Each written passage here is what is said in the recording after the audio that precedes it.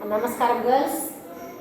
Till now in economics, last chapter, we learned what the statistics, meaning of statistics, types and the data, limitations, and also we learned the problems on arithmetic mean, standard deviation and the correlation, isn't it?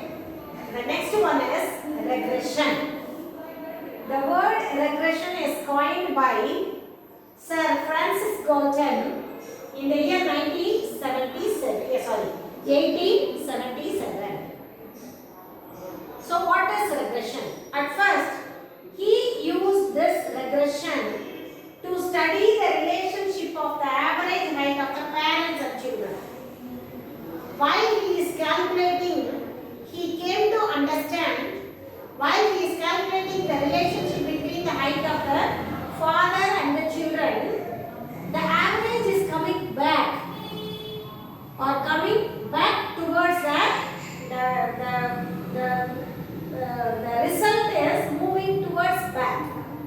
How it is possible? For example, see if the height of the father is 160 centimeters. Just for an example I am giving. For example, the height of the father is 160 centimeter and the height of the children, for example, his son maybe 120 and his daughter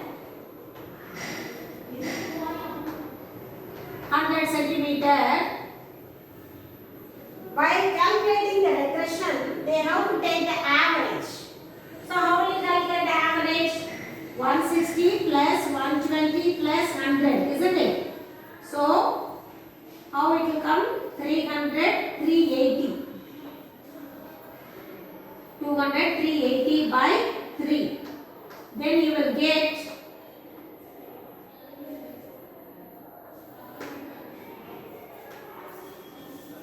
so while he is calculating the average, he came to know that the height of the father average is coming backwards. It is moving back, isn't it? It is not above the height of the father. It is coming back. While he is calculating the average is coming back towards the number is coming back towards the average. So to calculate this is accepted by all the people in the world. It is a universal application. While you are calculating the average of the large number and the small number, you will get the small number only, the teeny number only, you will get an average. It is applicable for all the people in the world. So while he is calculating, he came to understand the height tended to move back, the average.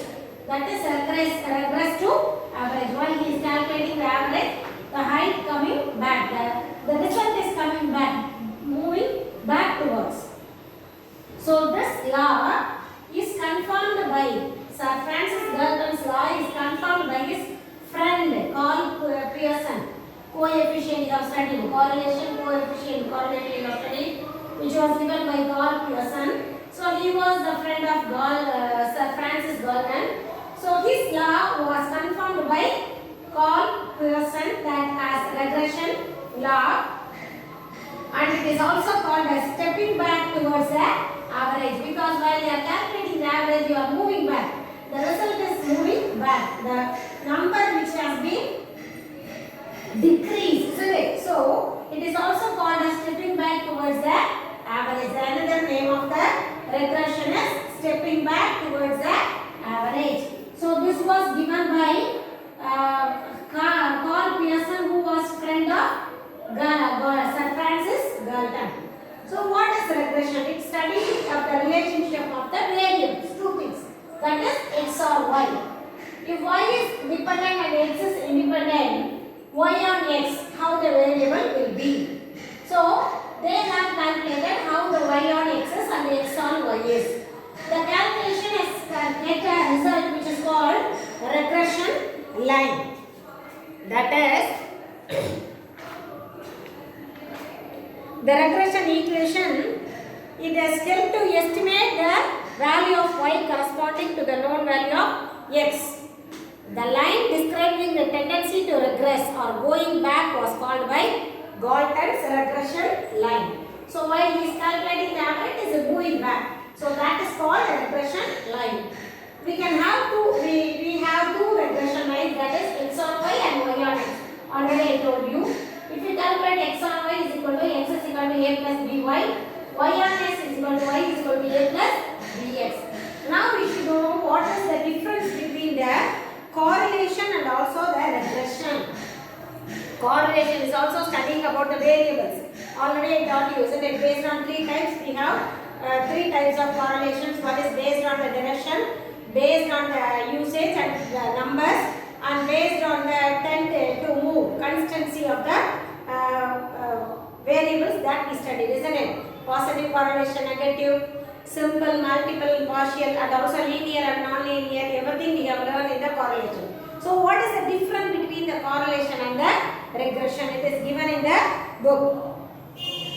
So go through the difference between, and the sums also given that. Sums will be taught by Mrs. Gayatri in the next class. Then we will move on to the econometrics, introduction to econometrics. After completing the sum, we will learn econometrics.